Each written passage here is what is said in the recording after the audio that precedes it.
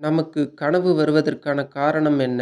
நமக்கு வருகின்ற கனவு பலிக்குமா? பலிக்காதா? என்பது பற்றி இந்த வீடியோ பதிவில் காண்போம்.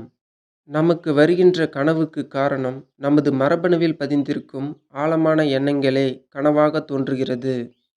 ஒரு காட்சியை நாம் கேட்கும்போதோ அல்லது பார்க்கும்போதோ அந்த காட்சி நம் மனதை எந்த அளவிற்கு பாதிப்பை ஏற்படுத்துகிறது என்பதை பொறுத்தே நமக்கு கனவு தோன்றும். இறந்தவர்கள் கனவில் வருவதற்கான காரணம், அவர்கள் மீது நீங்கள் வைத்திருக்கும் ஆழமான எண்ணம். நீங்கள் எப்போவோ அவரைப் பற்றி நினைத்திருப்பீர்கள். நினைத்த அன்னைக்கே கனவில் தோன்றுவதில்லை. திரும்பவும் இது போன்ற வேற ஒரு காட்சியை கேட்கும்போதோ அல்லது பார்க்கும்போதோ, இறந்தவர்கள் உங்கள் கனவில் வருவதற்கான காரணம் இதுதான். இப்பூமியில் வாழ்ந்தவர் இறந்த உடனே அவர் இந்த பூமியில் வாழ்ந்ததற்கான எண்ணங்களை முழுமையாக அளிக்கப்படும்.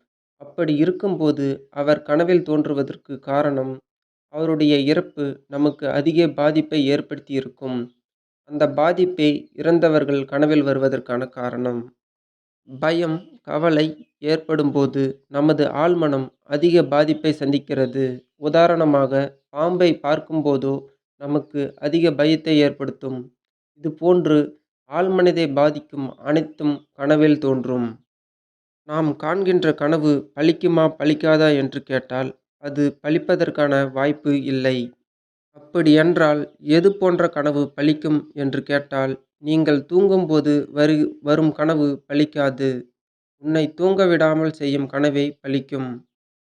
உங்கள் மரபணுவில் ஆழமாக பதிந்திருக்கும் எண்ணங்களே கனவாக தோன்றுவதற்கு காரணம். நன்றி, வணக்கம்.